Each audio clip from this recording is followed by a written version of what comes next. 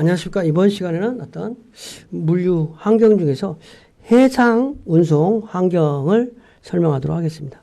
그래서 이번 시간 학습 목표는 해상 운송의 어떤 환경인가, 그 다음에 해상 운송 방식, 어떤 물류 환경의 첫 번째 시간으로 해상 운송을 중심으로 설명하도록 하겠습니다. 해상 운송이라는 건 뭐냐? 해상 운송. 해상 운송은 말 그대로 선박을 이용해서 화물을 어떤 이치 변화, 장소적 효율을 해결하는 거다. 효용을 창출한다. 그래서 선박 운송은 상당히 어떤 그 국제 운송하고도 관련되고 수출입하고도 관련되기 때문에 상당히 그 오래되어 있고 또 전문성이 있는 어떤 운송이라고 할 수 있겠습니다. 근데 이 해상 운송이라고 하는 것은 해상 운송만을 가지고 뭐 한 학기를 공부하기도 하고 뭐 이렇게 하고 있어요, 사실은. 그래서 해운 항만 환경의 변화, 조선 기술이 발달하고 우리나라가 선박이 또 대형화되고 고속화되고 이러다 보니까 그 해운 항만이 상당히 발달하기도 한다.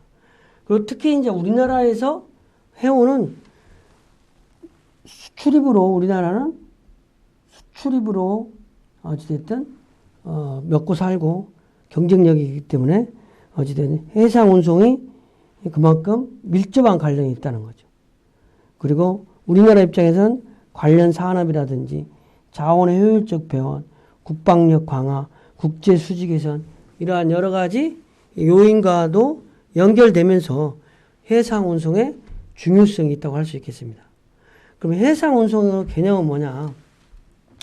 해상 운송은 선박이나 기타 운송수단을 사용하여 인간이나 화물을 장소적 공간으로 이동시키는 그 대가로 운임을 받는 행위를 말하는데, 해상 운송의 장점은 이렇게 해상 운송은 대량 운송이 가능하다는 거죠. 대량 운송이. 그 다음에 장거리 운송에, 그러니까 우리나라에서 미국을 간다든지 호주를 가든지 뭐 이런 운송비가 되게 저렴하다. 특히 대륙간 운송, 자유로운 운송로. 일반적으로 물론 운송로가 바닷길이라는 것도 길이 있지만 바닷길이라고 있는 길이 있지만 우리 고속도로에 고속도로라든지 우리 2차선 도로 그 도로를 넘어갈 수가 없잖아요. 그런데 바닷길이랑은 조금 더 탄력적인 운송 백길이 있는 거겠죠. 그래서 이런 점에서는 장점이다. 근데 해상 운송 단점은 항만 시설에 하역 기둥의 설치가 하역 이런 장비가 없으면 안 된다는 거죠. 그다음에 운송 시간의 장기화, 너무 많은 속도가 느리다는 거죠. 미국 가는데 며칠씩 걸리니까 옛날에는 한 달도 걸리고 그랬다고 하잖아요. 그 다음에 높은 위험이 존재하는 거예요. 그다음에 출몰이라든지. 그리고 어부들이 위험하다고 하는 거하고 똑같은 거죠. 사실은 일단 위험하다. 바다는 좀 위험하다. 이렇게 얘기할 수 있잖아요. 근데 해상 운송의 특징은 뭐냐? 그렇지만 해상 운송은 상당히 역할을 하고 있는 거지. 해상 운송은 특히 우리나라 같은 경우에는 수출입을 경제적인 수단으로 하고 있기 때문에 국제 수지를 개선한다든지 뭐 이런 측면에서 중요하다. 그래서 해상 운송의 특징은 높은 국제성이 있다. 장거리 운송이다. 대량 운송이다. 저렴한 운송이다. 운송의 안전 정확성이 있다. 이러한 특징이 있다. 그 자세한 걸 보면은 국제성이라는 거는 또 국적에 관계없이 항만의 입출하기 가능하다는 거예요. 선박은. 그 다음에 공해상 항로에서 세계를 무대로 애국 선박사 간의 자유 경쟁이 있는 거죠. 그 다음에 장거리 운송, 5대양 6대주의 대륙을 잇는 운송. 그래서 우리나라도 석유라든지 원유, 석유는 아니고 원유 이동이라든지 이런 부분을 할 때 어쨌든 선박으로 하는 거죠. 장거리 운송, 그다음에 대량 운송, 철도 항공기에 비해서 어떤 많은 운송을 할 수 있는 거죠. 컨테이너 같은 경우도 수십 개를 철도에 실는 것보다 더 많이 실 수 있는 거죠. 그 다음에 비용이 또 저렴하다. 운송비가 어떤 항공이라든지 철도, 기타 운송 수단에 비해서 저렴하기 때문에 단위당 운송비가 저렴하다. 그리고 어느 정도 위험도 있지만 수송에는 안전성이 또 정확성이다. 요즘에 최근에 조선 기술이 이제 발달하다 보니까 선박의 안정성이 확대되고 스케줄도 정확하다. 이거는 이제 특히 우리나라는 해운 산업이 발달되어 있잖아요. 우리나라의 어떤 대우조선, 삼성, 현대미포조선, 어떤 우리나라의 주로 재벌 기업들의 해운 회사. 물론 많이 이제 대우조선은 요즘은 이제는 이제 어떤 한화로 어떤 인수가 확정이 됐지만 예전에는 대우그룹에서 만들었던 회사인 거죠. 해상 운송 방식은 이제 여러 가지 방식이 있는데 해상 운송 방식도 정기 운송과 부정기 운송, 정기적으로 운송하는 거다. 부정기적으로는 부정기적으로 운송한다. 선박이 정기적으로 주로 컨테이너선을 가지고 미국까지 정기선으로 운송한다. 이런. 그러다 보니까 대형 조직이 있다. 본사 및 해 지점이 있고. 그 다음에 운행 형태가 정기선 운영하니까 규칙적이고 반복성이에요. 고정된 항로라든지 정해진 운행 일정에 따라서 반복적으로 공정이라든지 표전 운임표가 있다. 화물도 불특정 다수 하주의 소량 화물이라든지 공산품 등의 일반 화물 등 그다음에 화물 가치도 고가이고 개별 개품 운송 계약도 하고 제한적으로 여객 취급도 한다. 여객을 제한적으로 어떤 사람도 싣는다는 거죠. 부정기선 운송은 정기적인 노선이 아니기 때문에 소형 조직으로 불규칙하다는 거죠.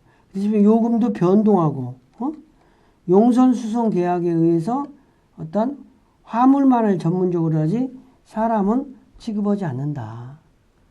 운임도 이제 정기선 운임은 이제 운임에 운임이 좀 여러 가지 운임이 있다는 거죠. 우리는 전철 같은 경우는 노약자, 그다음에 모든 사람이 동일하죠. 근데 선박 요금은 좀 다르다는 거죠. 등급별로 운임이 있다.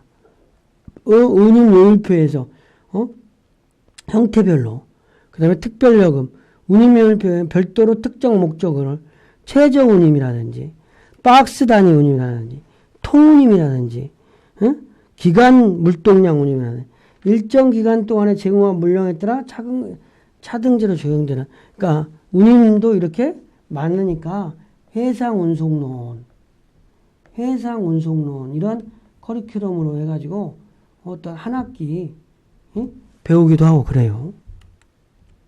부정기선 운송은 이제 부정기적으로 하기 때문에 어떤 시장 참여자가 자유로운 경쟁이라든지 중개인의 부정기적인 시장의 국제적인 네트워크를 바탕으로 하는 것으로서 선불 운임이라든지 여러 가지 운임 체계가 있을 수 있겠죠. 근데 부정기선 용선 계약의 유형은 여러 가지 항해 용선 계약과 하역비라는 게 있다는 거지. 이 용선 계약과 하역비인데 하역비를 어떻게 부담할 거냐에 따라서 또 달라지겠죠. 하역비를 해상 운송비에 포함시킬 거냐, 하역비를 그냥 별도로 할 거냐, 이렇게 하는 거가. 그래서 항해 용선 계약의 운임은 실제로 적재한 수량에 의해서 톤당 얼마로 결정되는 것이 일반적이다. 몇 톤을 실느냐에 따라서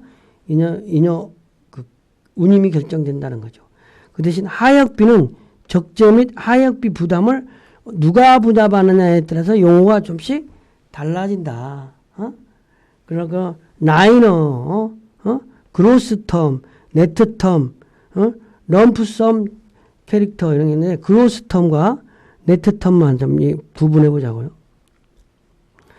항만, 검수, 하역비 등을 선주가 부담한다. 그로스 텀은 선주가 다 선주, 그 화물선주가 운송주가 부담하고 화역주한테 청구한다는 거야. 라든지 네트 텀은 항비, 검수비, 하역비 일체의 비용을 화주가 부담하는 화주가 화물주가 부담.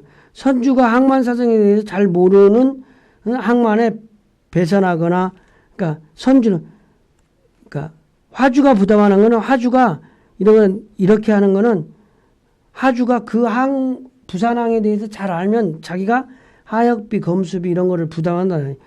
미국 배에다가 물건 실다 올 때 한국의 항만비, 검수비를 미국 배는 잘 모르니까 이거를 화주가 부담하고 선주는 그냥 네트로 자기네 화물 비용만 받는다는 거죠. 인송 비용만. 학습 내용을 정리해 보겠습니다. 해상 화물이 이제 어떤 특징과 역할, 특히 우리나라에서는 해상 화물이 중요하다는 거죠. 수출입 때문에.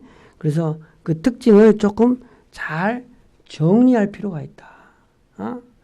어떤 자원의 효율적 배분이라든지 국민소득 증대의 개선, 국제수지 개선, 관련 산업의 육성, 국제 경쟁력 강화 이런 차원에서 어떤 해상 운송이 우리나라에서는 특히 중요하니까 이 특징을 좀 명확하게 알 필요가 있다. 높은 국제성이 있다. 우리는 장거리 운송도 5대양 6대주 같이 장거리 운송도 간다. 대량 운송이 가능하다. 대량 운송. 철도라든지 항공기에 비해서 훨씬 많은 물량을 실을 수 있다는 거죠. 저렴한 운송비가 해상화물은 저렴하다. 그러니까 유학 갈 때도 저렴하니까 배 타고 하는 거예요. 뱃삭이 좀 저렴한 비용이라는 거지. 그 다음에 최근에는 조선 기술이 급격한 발달과 전자산업 기술의 발달로 선박이 안전성이 있다는 거죠. 안전하고 정확성이 있다는 거예요. 스케줄에 따라서. 이런 것들은 관리가 이루어지고 있다는 측면에서 안전하다. 그래서 높은 국제성, 장거리 운송, 대량 운송, 저렴한 운송비, 수송호 안전성 이러한 화물 운송의 특징이 있다. 이거는 좀 알아둘 필요가 있겠습니다. 이번 시간 강의를 마치겠습니다.